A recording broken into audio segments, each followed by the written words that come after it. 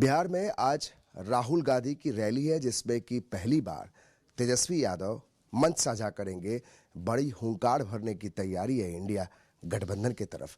और एक नई जानकारी मिली है कि तेजस्वी यादव के हाथों में स्टीयरिंग है, यानी सारथी बने हैं राहुल गांधी के। इस पर बात करने के लिए हमारे साथ नितिन नवीन जी हैं।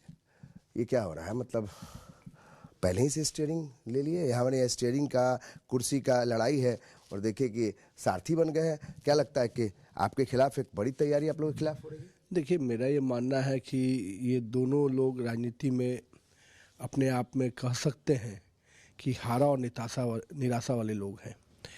राजनीति में इन लोगों ने हमेशा परिवारवाद, भ्रष्टाचार को जन्म दिया। तो ये जो सारथी बने हैं दोनों लोग एक दूसरे के और एक शागिर्द बने हैं, तो मेरा मानना ये सारथी और शागिर्द हैं भ्रष्टाचार के, अराजकता के। राहुल गांधी जी ने आज अपने परिवार में ही पूरी तरह से पार्टी को समेटने का प्रयास किया। तेजस्वी यादव ने भी अपने परिवार में ही पार्टी को समेटने का प्रयास किया।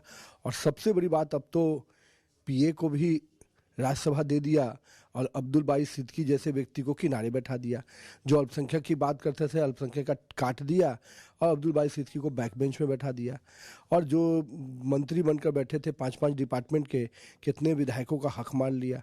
तो ये केवल अपने परिवार के सारथी बन सकते हैं, केवल अपने व्यक्तिगत निजी स्वार्थों के सारथी बन सकते हैं। और जहाँ तक पप्पू की बात है, तो वो तो आप सबको जानते हैं, जितना वो घूमेंगे भाजपा को फायदा होगा। मैं तो कहूँगा राहुल गांधी जी से, आप पूरा बिहार भ्रमण कीजिए, एक एक मोहल्ले जाइए, एक एक गली जाइए, जितना आप घूमिएगा भाजपा का कमल उतना खिलेगा।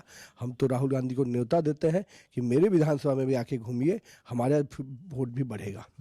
तेजस्वी जी जिस तरीके से वहां पहुंचे हैं और सारथी बने हैं, तैयारी तो ये है, कल आरजेडी की बैठक में तय हुआ कि 17 महीने में जो काम हुआ वो बताएंगे और किस तरीके से बीजेपी और नीतीश कुमार जो है वो किस तरीके से जनता को छल रहे हैं इसके बारे में बताएंगे। एक बड़ी तैयारी लोग रणनीति बना रहे हैं कि 2024 में कैसे आप लोग को पटकनी दे। कुछ लगता है कुछ हो पाएगा? देखिए, जिस इंडिया अलायंस की बात करते थे आज टुकड़े टुकड़ों में विभक्त हो गया।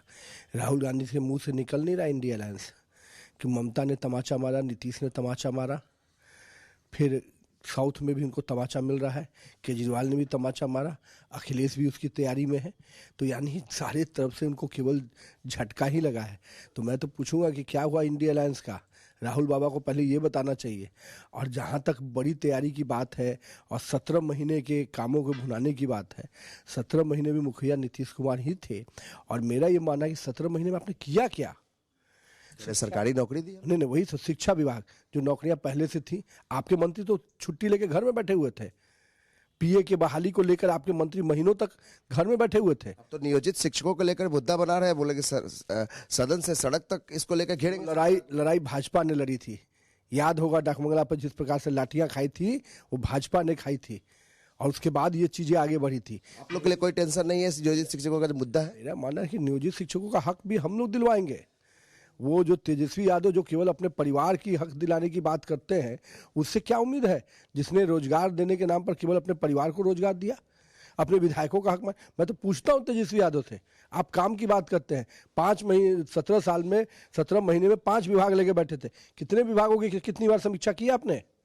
कोई विभाग की समीक्षा की क्या? बस ऐसो आराम में लगे रहे और टूरिज्म, पॉलिटिकल टूरिज्म करते रहे। कभी डिपार्टमेंट की सूद ली क्या? तो तेजस्वी यादव जी, अब आप काम की बात करेंगे, मैं काम का भी गिनाऊंगा। अरे आपका परिचायक है भ्रष्टाचार, आपका परिचायक है अराजकता, आपका परिचायक है परिवारवाद, जिसमें आप अखंड संपत्ति अर्जित करते। मैं पूछूंगा कि युवाओं का जो जॉब फॉर जमीन घोटाला है, उसका जवाब क्या हुआ? क्यों ईडी आपको सम्मन करती है?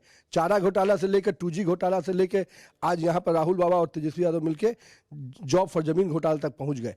ये पूरे घोटालों के जो बारात है, ये घोटालों की बारात का हिसाब कौन देगा? अब तो भारत बंद आज है, तमाम किसानों का जो आंदोलन है, आप लोग के खिलाफ आंदोलन कर रहे हैं, इनको भी लोग हवा दे रहे हैं। और वहां पे राहुल गांधी और तेजस्वी यादव आज किसान नेताओं से मिलेंगे। क्या लगता है कि एक बड़ा प्रभाव पड़ सकता है किसानों को लेकर? मैं ये मानता हूं किसानों के मुद्दे पर जिस प्रकार से नरेंद्र मोदी की सरकार ने काम किया है, आज यूरिया, नीम कोटेड यूरिया से लेकर यूरिया की कालाबाजारी इसी राज्य में और देश में होती थी। याद वो समय लोगों ने भूला नहीं है। आज किसानों को किसान सम्मान योजना के माध्यम से किस प्रकार से हर किसान को मदद किया जा रहा है। और ये जो पंजाब से और हरियाणा से जो किसान आ रहे हैं, ये कौन लोग हैं? लोग नहीं जानते हैं क्या? लेकिन फिर भी भारतीय जनता पार्टी की सरकार ने और नरेंद्र मोदी की सरकार ने अपने सभी मंत्रियों से कहा है, जो भी कृषि मंत्री माननीय अर्जुन मुंडा से समेत सभी मंत्रियों से, कि आप सीधे तौर पर वार्ता करने को तैयार रहिए। जो भी जेन्युइन विषय है, निश्चित रूप से केंद्र की नरेंद्र मोदी सरकार किसानों के लिए हर दरवाजे खोल के रखेगी, क्योंकि किसान हमारा अन्नदाता है और अन्नदाता को दुख नहीं होना चाहिए, ये भाजपा की संकल्प है। भाजपा का ये संकल्प है कि किसानों के हितों का वो ध्यान रखेगी, किसानों के साथ अन्याय नहीं होने देंगे। लेकिन दूसरी तरफ जहां तेजस्वी प्रसाद यादव सारथी बने हैं, तो सबको इंतजार इस बात का इंडिया गठबंधन में कि अब जान फूकने वाली है, संजीवनी मिलने वाली है। लेकिन बीजेपी कहती है कुछ हासिल नहीं होने वाला है। भ्रष्टाचार के दो नायक हैं और ये तस्वीर बताती है कि किस तरीके से परिवारवाद का स्टीयरिंग पकड़ के युवराज बैठे हैं। कैमरा पर्सन श्याम के साथ अमित कुमार सिंह, कशिश न्यूज, पटना।